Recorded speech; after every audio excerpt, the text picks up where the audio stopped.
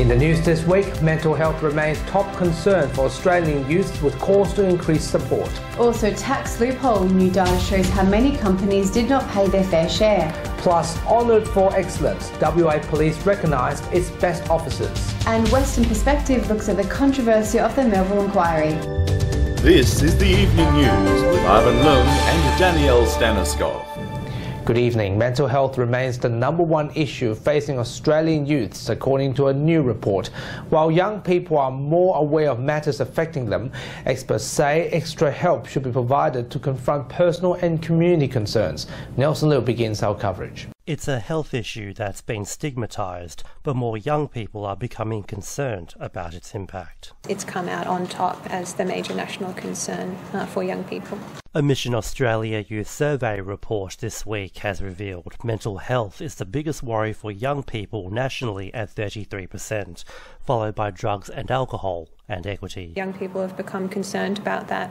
I think it's not necessarily always personal concern, it's also concern about their mental health of their friends. In WA, alcohol and drugs was the #1 youth issue, followed by mental health. The organisation says many young people are trying to get help for their mental health, affected by stress, education and employment. Mission Australia says the report reflects the awareness of young people's concerns, but more needs to be done. And it's important we make sure that we do have services and supports available so that young people can get what they need really early on. And organisations and services are encouraged to keep working together with young people to help support them. It would be important that we have a coordinated and comprehensive national strategy to address mental health. Nelson Liu, WAMN News. Details from the Australian Tax Office highlighted that more than 700 companies did not pay their taxes for the financial year of 2015 to 16.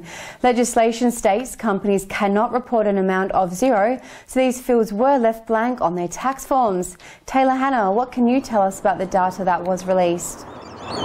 Well, Danielle, 732 companies are not paying tax despite a collective income of $500 billion. Dr. Brett Davies at Curtin University said it's atrocious that these companies are not paying their fair share of tax.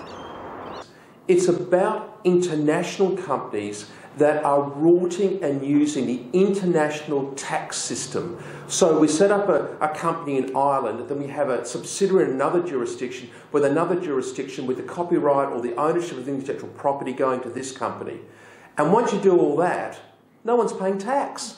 Australia has put forward legislation to force these companies to start paying tax on assets that are sold to Australian citizens. There needs to be a level playing field, and at the moment there isn't. I think it will help Australian businesses if we can get rid of this tax rort that these multinational companies are engaged in. Experts say paying tax is beneficial, putting money back into our Australian economy and improving jobs, education, healthcare and our communities. Back to you, Ivan. Taylor, thank you. Local residents welcomed the McDonald's decision to withdraw its application to build an outlet behind Guildford Hotel. The fast food giant has withdrawn the appeal from the State Administrative Tribunal this week after the application was rejected by the JTAF panel back in August. The Guildford Association president says the town site's heritage listing process is also underway to prevent similar issues from happening again. In Guildford, any inappropriate development and inappropriate design will be fought. I mean, we have had design guidelines in Guildford since 1990, so anyone coming into the area should be well clear and well aware. The Arson squad is investigating an incident where a car was set alight, also causing fire damage to 2 other vehicles. The BMW owner was alerted to the sound of a bang and discovered his car was on fire, which then spread to a Hyundai and a Chrysler that were parked nearby.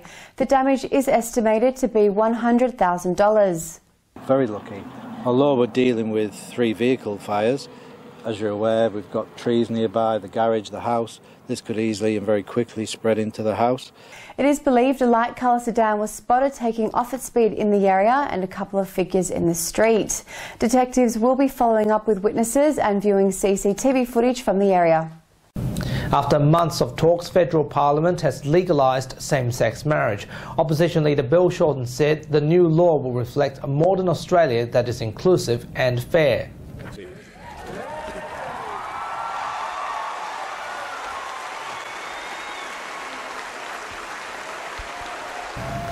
The new laws will allow ministers of religion and marriage celebrities will be able to act in accordance of their beliefs about marriage.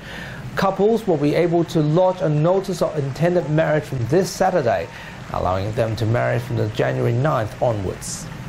Donald Trump has sparked huge protests from Palestinians after he declared that Jerusalem is the capital city of Israel. Following the announcement, Hamas militant leaders responded by calling for an uprising against Israel. Demonstrations were held across the West Bank, with reports of clashes between protesters and military.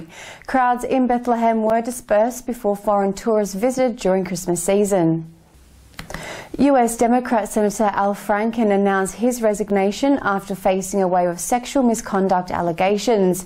His resignation comes just 2 days after Congress member John Conyers quit after he was also accused of sexual misconduct. So far, 6 women have come forward accusing Mr. Franken of inappropriate touching. Several Democrat senators also demanded Mr. Franken to resign. And finally this week, WA's best police officers were recognised for their outstanding contributions to the community with the annual joint award presented by Channel 9 and the WA Police.